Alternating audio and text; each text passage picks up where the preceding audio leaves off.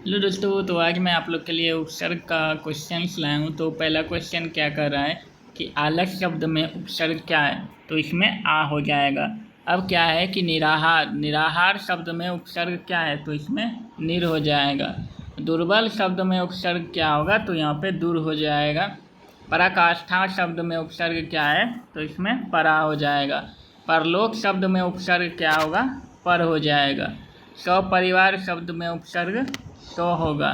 अधपका शब्द में उपसर्ग अध हो जाएगा। अब क्या है कि निडर, निडर शब्द में उपसर्ग क्या होगा, तो नौसिका नी हो जाएगा।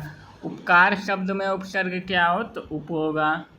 पर्यवेक्षक शब्द में उपसर्ग क्या होगा, तो परी हो जाएगा।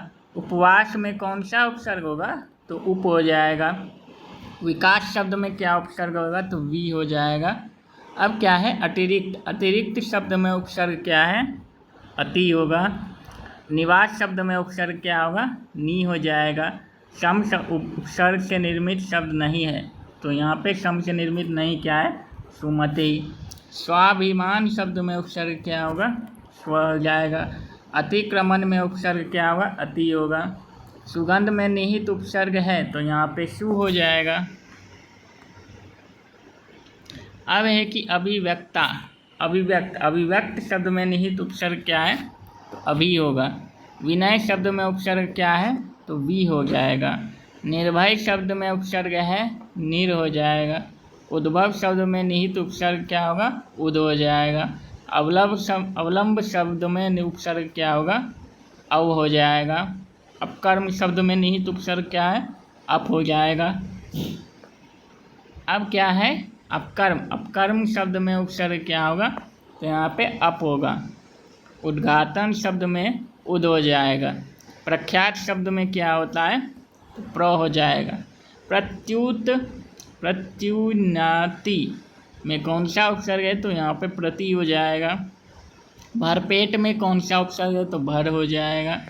अब है पुरातान में, पुरातान में कौन सा उपसर्ग है, तो यहाँ पे अ हो जाएगा। किस शब्द में उपसर्ग नहीं है, तो ओढ़नाम हो जाएगा।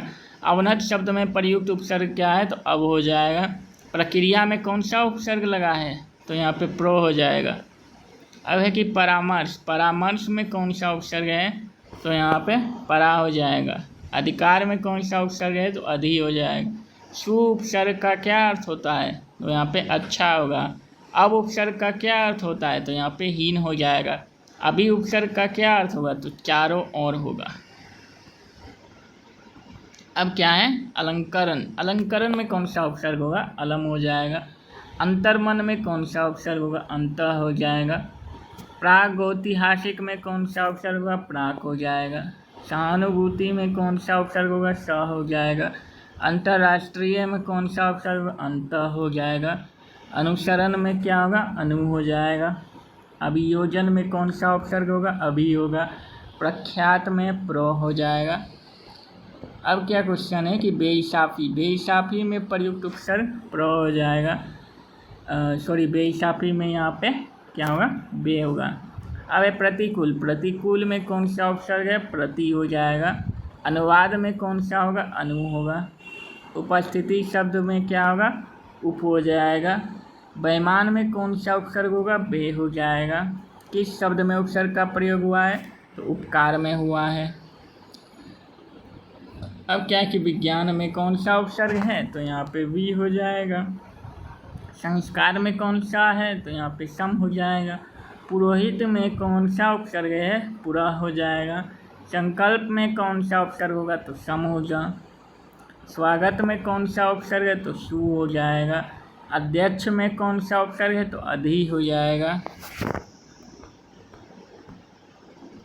अब है प्रत्युत, प्रथुपकार, प्रथुपकार में क्या होगा, प्रति हो जाएगा।